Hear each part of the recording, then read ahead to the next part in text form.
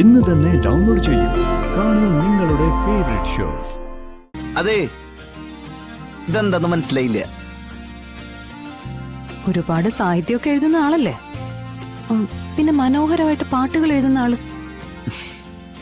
അതിനുള്ളൊരു മറുപടിയാണെന്ന് വിചാരിച്ചു. അല്ല, ഞാൻ എഴുതി മലയാളത്തിലല്ലേ, അപ്പൊ ഇംഗ്ലീഷിൽ മറുപടി എന്ന് എന്നെ മനഃപൂർവ്വം കളിയാക്കാൻ വേണ്ടിട്ടല്ലേ?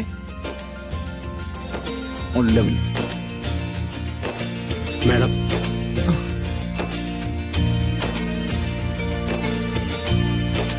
വരൂ.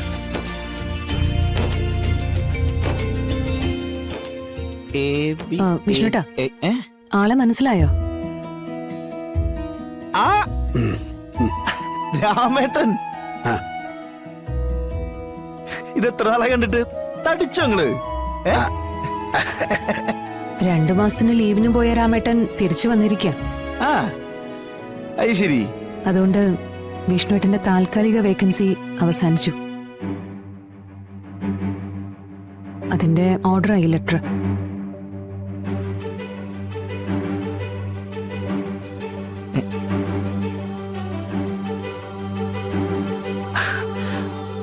അത് ശരി.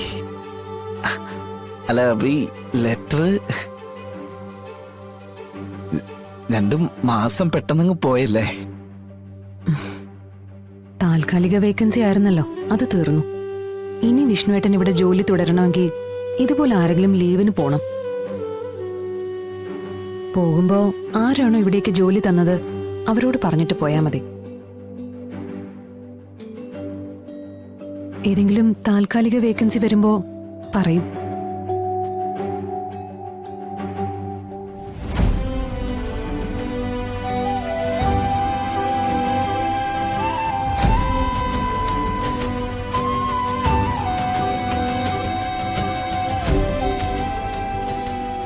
എന്താ ആലോചിക്കുന്നത്?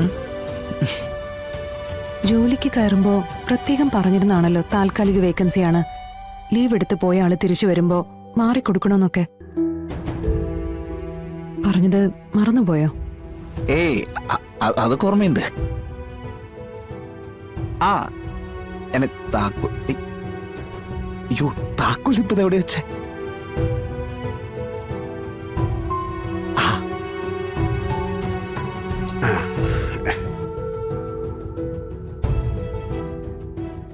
വണ്ടി അവിടെ പാർക്ക് ചെയ്തിട്ടുണ്ട്, കുഴപ്പമൊന്നുമില്ല.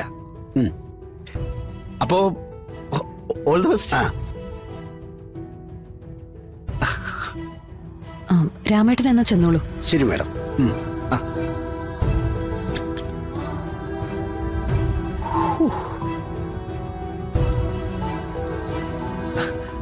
അറിയാവുന്നതാണ്, മനസ്സിനെ പറഞ്ഞ് പഠിപ്പിച്ചിരുന്നു. നല്ല പെട്ടെന്ന് കേട്ടപ്പോ ഒരു വിഷമം പോലെ. അത് സാരില്ല, അത് മാറിക്കോളും. അപ്പൊ എന്നാ വരട്ടെ കളക്ടർ മാഡം.